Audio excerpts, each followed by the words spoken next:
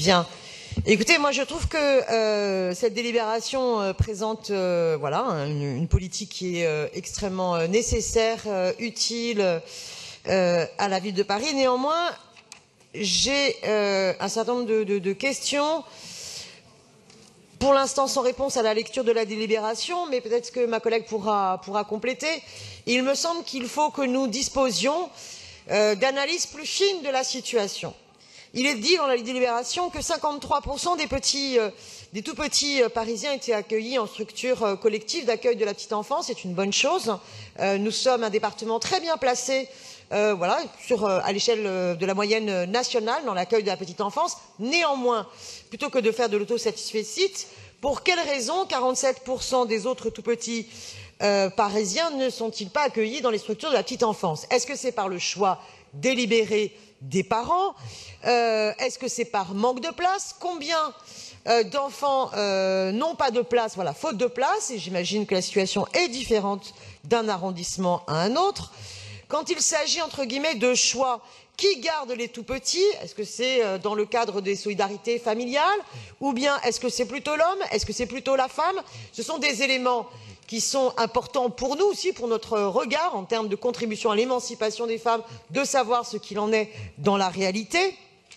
Ensuite, vous dites dans cette délibération que 12% des 3200 assistantes maternelles sont en inactivité totale. Là aussi, je souhaiterais savoir si, mais sans doute peut-être les données vous manquent à vous aussi, et donc il faudra sans doute travailler dans ce sens-là pour affiner notre compréhension de la problématique. Si 12% des 3200 assistantes maternelles sont en inactivité totale, est-ce que c'est parce que les parents qui souhaitaient un mode de garde ont trouvé leur solution dans les structures collectives de crèches et qu'elles en sont satisfaites?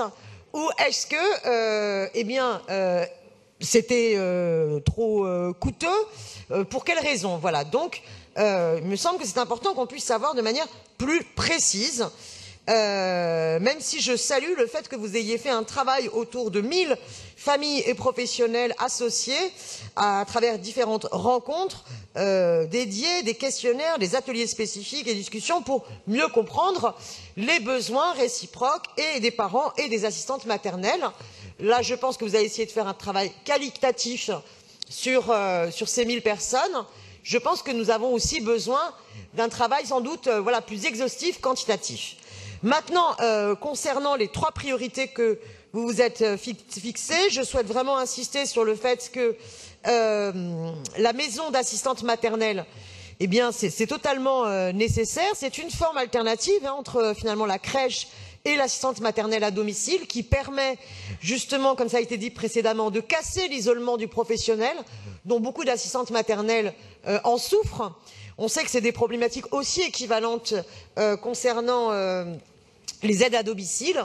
Il faut à tout prix pour ces professions-là que la collectivité parisienne contribue au fait de permettre à la fois aux professionnels de se retrouver, de pouvoir se former, de pouvoir échanger sur leurs pratiques et en même temps permettre aussi beaucoup plus de cadres de socialisation entre les tout-petits, de rencontres, d'activités qui peuvent être ponctuellement mutualisées. Il me semble que c'est extrêmement important.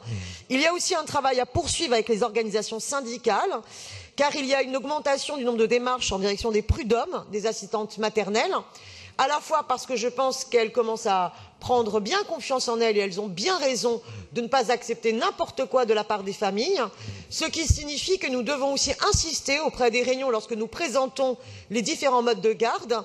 Nous devons insister sur la responsabilité des familles de respecter le code du travail et bien soutenir les assistantes maternelles pour que leurs droits soient respectés. Maintenant, vous savez, mon attachement au fait qu'on puisse se lancer vers un vrai service public de la petite enfance. Ce vrai service public de la petite enfance, eh bien, à mon sens, ne peut pas se satisfaire d'être simplement le meilleur département sur l'ensemble du territoire. Voilà. S'il y a toujours que 53% des tout-petits qui sont accueillis en structure collective, c'est qu'il y a encore une grande marge de progression à faire. Je vous remercie.